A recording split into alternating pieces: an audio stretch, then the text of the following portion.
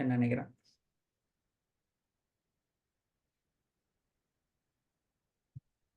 Hi friends. Today I wanted to talk about one of the important type of entities called subtype supertype entities or relationships, what you call. Subtype supertype relationship is a very important one which you end up using many places repeatedly. It is having more advantages in logical data modeling and plays a very vital role. What is a subtype supertype relationship? In a simple nutshell, subtype supertype relationship or entities are a parent-child entities or parent-child relationship which is connected by identified relationship. So for example, if you have one supertype and then two subtypes, what happens is the subtype inherits all the characteristics, all the attributes of the parent, and it may have its own attributes. I repeat, in a subtype supertype relationship, the subtype relationship or the child entities will inherit all the properties or attributes of the parent or supertype, and the child may have its own attributes as well. That is the definition. It is a parent-child relationship. It is an identified relationship. For example, assume that you are a data modeler or a data architect in a car manufacturing company. The car manufacturing company, it manufactures only two types of cars, like for example, gasoline cars and diesel cars. So in that case, how do you design a subtype supertype relationship and why?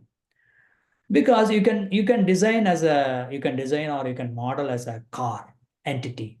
But what happens if you manufacture more gasoline cars and less diesel cars, and when the query comes, more concurrent users are using only for gasoline cars and very less people are querying for diesel cars. In that case, what happens is there will be a contention on the table will be available, which results in row level logs and table level logs, all the stuff. The table will be in contention and the performance will degrade. So in order to avoid that, what we will do is we will design a subtype supertype relationship.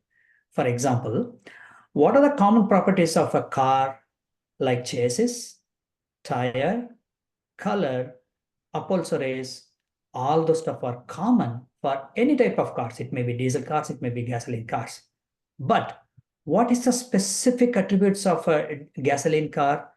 Gasoline car will have a spark plug, maybe a carburetor. On the contrary, the diesel car doesn't have any spark plug or carburetor. It does have a very big engine head. That is the difference. Like think about a car company manufactures gasoline car, diesel car, hybrid car, and EV, electric vehicle. In fact, in electric cars, there is no engine at all. So what happens is how we are designing is the parent or a super type entity will have all the common or generic type of attributes which are applicable to all of the child. For example, in car design, chassis, color, upholsteries, tire, all those stuff. The gasoline car will have its own attribute called carburetor. The diesel car will have its own attribute called engine head. The EV car will have its own attribute called the big battery.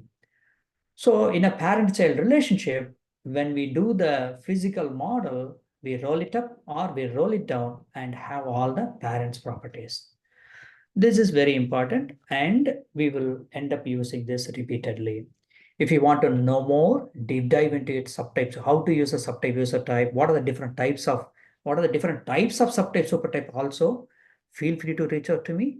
We can discuss more. Have a good day. Thank you.